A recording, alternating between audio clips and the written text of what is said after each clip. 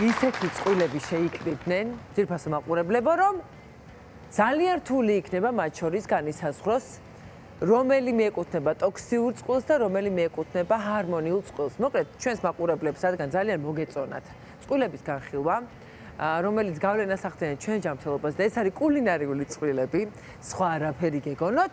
ჩვენ კიდევ სამი ახალი წყვილი შემოვაწყვეთ მაგიდაზე და გავყვეთ თითოეულის განხილვას. ნახოთ, რას გვეტყვიან ექიმები. პირველი წყვილი არის წყვილი, რომელიც მე სწორედ ჩვენმა ნამდვილმა ექიმებმა დამიბრუნეს ჩემს რაციონში. ეს არის გემო, რომელიც ბავშვობიდან ყველას მიყვარს, მოყვება და არ გვემეტება მათი გაშვება ჩვენი ცხოვრებიდან და ძლივს დავიბრუნე და ეხლა რამე ცუდი არ მითხრათ კარაქიან პურზე. ხო, ნუ კარაქიანი პური როგორც ბევრი სხვა ეს კულინარიული წყვილი, შეგვიძლია თქვათ, რომ არც კარგია და არც ცუდია. დამოკიდებულია რაოდენობაზე, რა თქმა უნდა, რამდენია ეს კარაქიანი პური და დამოკიდებულია რომელ პურს ვიყენებთ კარაქთან ერთად. თეთრი პური ზოგადად ყველამ კარგად ვიცით, რომ დიდი რაოდენობით ნახშირწყლებს შეიცავს და ესე ვთქვათ, არ არის კარგი ჩვენი ჯანმრთელობისთვის, რადგან სწრაფად იწევს ინსულინის დონის მატებას. პური ჯობია იყოს ცეხვილი, ნაკლებად დამუშავებული და ესე ვთქვათ, მარცვლოვანი პური. კარაქს რაც შეეხება, ანუ ნატურალური კარაქი შეიცავს ცხიმში ხსნად ვიტამინებს, არის A, E, D და K. და ნუ A ვიტამინი საჭირო არის ჩვენი იმუნური სისტემისთვის, კანისთვის, ხედველობისთვის, K ვიტამინი საჭირო არის კალციუმის შესაყვანად ძვლებში, ასევე კოაგულაციაში მონაწილეობს შედედების სისტემაში. პლუს ხიმს შეიცავს ხო დიდი რაოდენობით რა და გვანაყრებს და დიდხანს გვინარჩუნებს ამ სიმაძღრის შეგრძნებას. ხო, კომბინაციაში ეს ორი კომპონენტი მაღალკალორიულია თიკა, რადგან სალცალკე ორივე შეიცავს დიდ კალორიას და ჯანდაცვის მსოფლიო ორგანიზაცია გვირჩევს, რომ 10-15 გრამი კარაქი ჩვენი ჯანმრთელობისთვის არ არის მავნებელი და სასარგებლოც არის, რადგან მასში, როგორც გიორგი ბანაშა, უამრავი ასე ვთქვათ, ვიტამინებიც არის. რა სიტყვით ამ ჭავის პურზე და ამ თვალწას მუკარაქზე? შენიერია, რატომაც არა. აუ, რა კაი. აი, მითხარი ხა, რანაირად უნდა თქვა ამაზე. დავახსენე დილის სკოლაში რომ მივიდიოდი. მე ბავშვობის იმას მაქვს ეს. ო, მეც. ეხლა აღარ ვაკეთებ. მიყვარს, მე მიყვარს. ბავშვობაში მიყვარს. მაგაზე ზემოდან ან ჯემი ან მე ესეც ყოფნის. ანუ ამას ჰარმონიულ წყვილში დავტოვებ? კი ბატონო.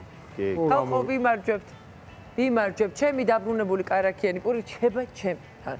იმიტომ რომ ხელახალი სიცოცხლე იპოვა ჩემში და კი რაღაც ჩამაკლევინეთ, მაგრამ გადავრჩით ჭავის პურზე, ცეხვილ პურზე შეგვიძლია 15 გრამი კარაქი გამოვიყენოთ და ვიყოთ ბედნიერები დილობით. მადლობა, ვაშა. აბა. ეხა მეორე წყვილე და ეს უფრო მეტად მიყვარს ხალხო, ანუ ეს მეც მიყვარს. ნებისმიერ სუფრასთან იპოვით მას და ნებისმიერ დიფორმით არის ფანტასტიკური წყვილი.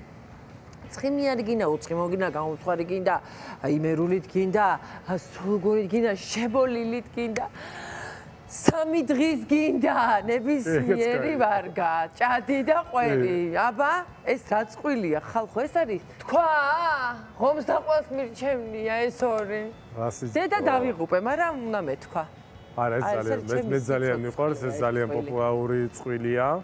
ჭადის ფქვილით, ჭადი ანუ რთული ნახშირწყლებისგან შედგება, ამიტომ როგორც ამ ვიცით, ანუ ნელა იშლება და შესაბამისად გლუკოზა სწრაფად არ წერს. კაი სამბობი ხა. არ სამბობი. და ასევე სიმინდის ფქვილი არ შეიცავს გლუტენს და შესაბამისად ვისაც აქვს გლუტენის აუტანლობა, შეუძლია ჩაანაცვლოს პური ჭადით. ძალიან კარგი და რა შეეხება ყველს, მოდი დავაბატო. ხო იგივე სამბობ თუ არა? ხო, ხომიც ვიხდი და გამოვასწორო ჩადენილი შეცდომა. არ ვიცი. არა, ხომიც ძალიან კარგია. არ შეიცავს. კი. მურე, აბა რა, ლორია, მურე, კი ბატონო. გამოვასწორე. თიკა, ყველს რაც შეეხება, ყველში არის დიდი რაოდენობით ცილები, კალციუმი და ვიტამინები.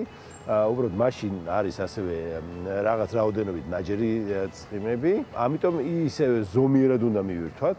ყველი ჭადს რომ მიაყოლო, ეყოფა იმდენი. აბა რა. თუმცა ჭადიც საკმაოდ კალორიული საჭმელია, ანუ 100 გრამი ჭადი ზეთში რომ შეწვა 180 კალორია არის. თუ უცხიმოდ გააკეთე, მაშინ ის 140-ია. და იმერული ყველი არის 240 კალორია. ამიტომ 180 და 240, ანუ საკმაოდ კალორიულია. აი 400-ში ზიხარ. ხო, საკმაოდ ანუ ერთი კალორიულია. ჭადი და ყველით ერთი სადილის ტოლფასი ის და აქ კალორიები. ამიტომ რეკომენდაცია ბევრი არ უნდა. ანუ და შენ სწორად ცხელი იქნება თუ ცივია. არა. ანუ სად მოვედით ახლა ამ წყვილს შლის თუ საშუალოა. ვინარჩუნებთ? საშუალოა, მოკლედ უნდა გავაკონტროლოთ რაოდენობა. გავაკონტროლებ. ანუ დიეტით რო ანუ მათ ჭადით გავხდები, ანუ ეგრე არ არის. ხო. კარგი, გვინარჩუნებენ ჭადს და ყველა ზომიერებაში ყოფილა გონიერება ამ შემთხვევაში და კი ბატონო, ჩვენ თანახმა ვართ ამ გონიერ არჩევანზე. და კიდე ერთი წყვილი არის, განსაკუთრებულად მამაკაცებს უყვართო ამბობენ, მაგრამ როგორც კი დავინახე, გამახსენდა ბავშვობაში მამა ჩემს რადგან უყვარდა, მეც ჭამდი და მე ჩემი უყვარდა და ბავშვობის მერი არ მიჭამია და თურმე მიყვარს და ყველაფერი. მოკლედ, ლუდი და შებოლილი თევზის წყვილი ხალხო. ვერაფერს უც ვერ ვიტყვით ამ წყვილზე ჩემი აზრით, თორე ხო, ნუ ეს ბევრისთვის ძალიან საყვარელი. ბევრს მოვიმდურებთ. ხო, ბევრისთვის ძალიან საყვარელი წყვილია. ფეხბურთს ძალიან უხდება და მატჩის დროს კი, ნახეთ, კიდე კაი მორჩა მსოფლიო ჩემპიონატი და ეხლა განვიხილავთ ამას, თორე მანამდე ნამდვილად კი, კი, კი. გავგებუტებოდნენ ჩვენი მაყურებლები. მოგეთ ნახოთ რომ მიიღეთ ეს წყვილი რამდენად კარგი იყო თქვენთვის. ორგანიზმის ნამდვილი გამოცდა არის თიკა. მიუხედავად იმისა, რომ თევზი ომეგა-3 შეიცავს და ლუდი ბეჯგუფის ვიტამინებს, ამ ორივის კომბინაცია დიდი სტრესია ჩვენი თირკმელებისთვის, იმიტომ რომ თევზი შეიცავს ამ მდგომარეობაში შეიცავს მარილს. მარილი ახდენს სითხის შეკავებას ჩვენს ორგანიზმში, ხოლო ლუდი ყველას მოგეხსენებათ, რომ კარგი შარდმდენია, ესე ვთქვათ. და ერთმანეთს რატო არ აბალანსებენ? არა, ვერ აბალანსებს, იმიტომ რომ ჩვენ სითხის მიღებაზე წყალი გვინდა და ამაში ხა ვერ ჩავთვლით იმას, რომ ეს წყალია.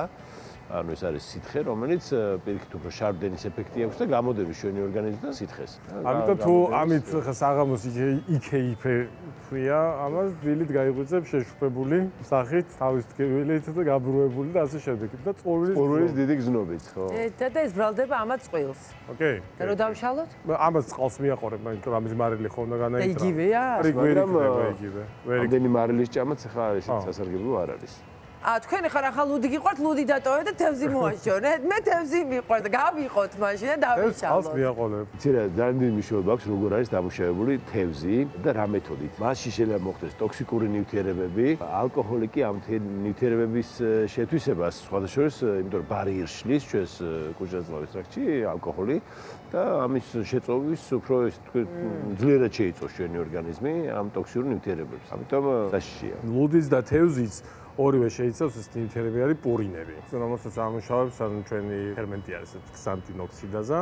მოკლედ თუ იმ ფერმენტის ნაკლებობა გვაქვს, პოდაგრას ეძახიან ჩვენთან დაავადებას, აი წერა დიდი ანუ გაუთის დაავადება, არის დიდი რაოდენობით პურინები წარმოქმნის კრისტალებს და რომელიც მე სახსრებში აკეთებს ანთებებს. და ძალიან მტკივნეული არის რა, ამიტომ ესეთი ადამიანებისთვის ეს კომბინაცია სრულად აკრძალულია. ჯობია არ დალიონ, მაგრამ თუმცა ჩვენთვისაც ადამიანებსაც ეს პრობლემა არ აქვს. სახსრებისთვის სინოვიც აკეთებს, ანუ შეშუპებას აკეთებს, თვითონ სახსრებში იზრდება აი ეს შიდა სინოვიალური სითხის რაოდენობა.